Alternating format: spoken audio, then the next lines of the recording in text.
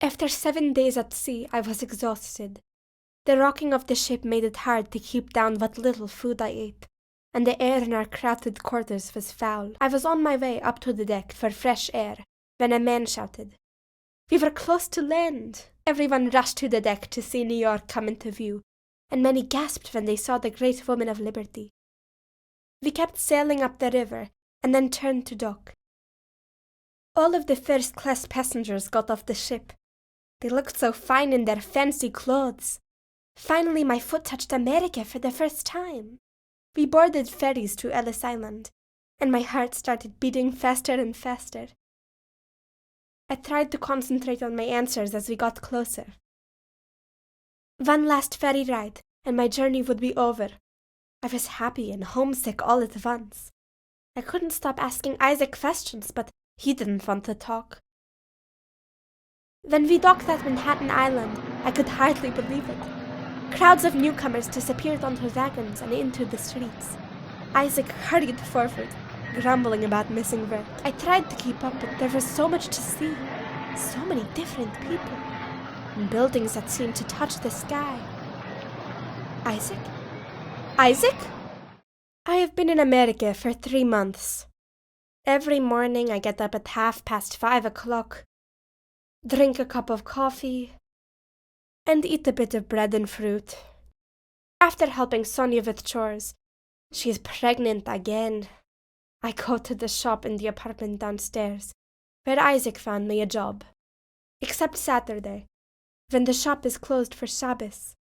I spend my time threading needles, stitching, snipping, turning pieces of fabric into men's suits.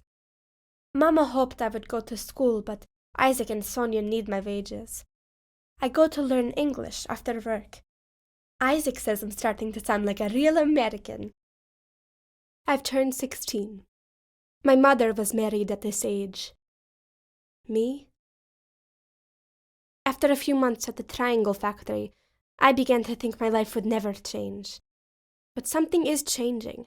Whenever Miss Sherman is not around, we whisper about the International Ladies Garment Workers Union that is signing up young workers. Many of the Jewish girls go to the union meetings after work. I told Rosa we should too, but her father absolutely forbids it. One of the organizers is a shirtwaist worker from Russia. Her name is Clara Lemlich. I've heard her speak in Washington Square. She is small, but her voice is large. 3 weeks ago, a few girls stood up and walked out saying they were going on strike. Can you believe it? They won't come back until the bosses agreed to let the union negotiate for us. And they aren't alone. Girls from at least a dozen shops have walked out. I am fed up too. But how can I walk out on this job? If I do, how will I ever pay for my parents' tickets? The policeman grabbed me by the shoulder and tossed me into the back of a wagon. At least a dozen girls were inside already. We were all too scared and ashamed to say anything. I was taken to Jefferson Market Jail, in a neighborhood I had never seen before. A policeman ordered me out of the wagon and led me down to a cell in the basement. My cell was filled with pickpockets, drunks, and worse. There were so many of us in the small space, no one could sit. After several hours, I was brought in front of a judge. He told me that I was on strike against God and nature. I was found guilty of assault and told I must pay a fine or else go to a workhouse. A union representative came to my trial and offered to pay the fine.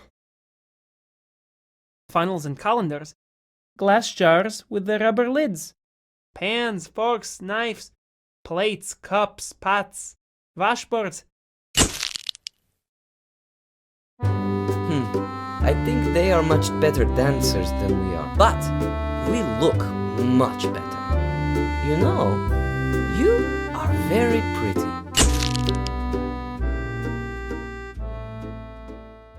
ברוך אתה אדוני אלוהינו מלך העולם אשר קידשנו במצוותיו ורצבונו להדליק נר של שבס.